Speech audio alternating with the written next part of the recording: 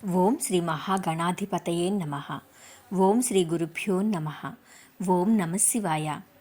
మాఘపురాణంలో 8వ అధ్యాయం యమలోక విశేషాల గురించి తెలుసుకుందాం.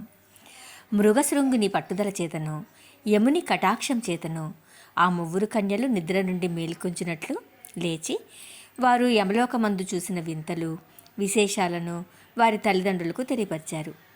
యమలోకంలో జీవులు తమ పాపపుణ్యాలను బట్టి శిక్షలను అనుభవిస్తున్నారు. ఒక్కొక్క పాపి తాను చేసిన పాపకర్మలకు ఎంతటి శిక్షలను అనుభవించుచుండునో ఆ ముగ్గురు కన్యలు తమ తల్లిదండ్రులకు వివరించారు. ప్రతి పాపిని ఎర్రగా కాల్చిన ఇనుప స్తంభానికి కౌగిలింపచేస్తారు. సలసలా కాగిన నూనెలో పడవేస్తారు.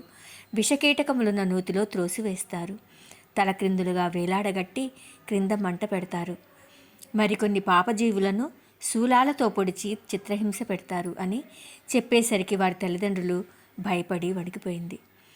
అప్పుడు ఆ కన్యలు వారిని ఓదార్చి, మీరు భయపడకండి, ఆ నరక బాధ నుండి బయటపడే ఉపాయం ఒకటే ఉన్నది.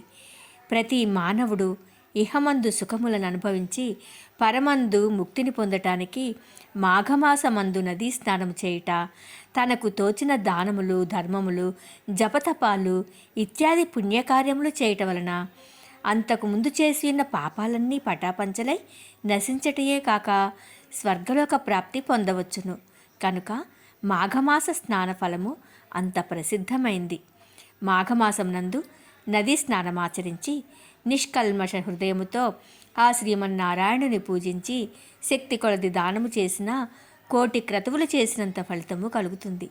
మాఘమాసమంతయు పురాణ పఠనం చేసినను లేక వినినను శ్రీహరిదయకు పాత్రులవుదురు కాన మీరు భయపడవలసిన పని లేదు.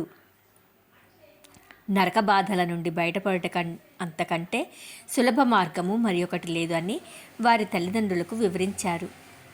8వ అధ్యాయం సంపూర్ణం.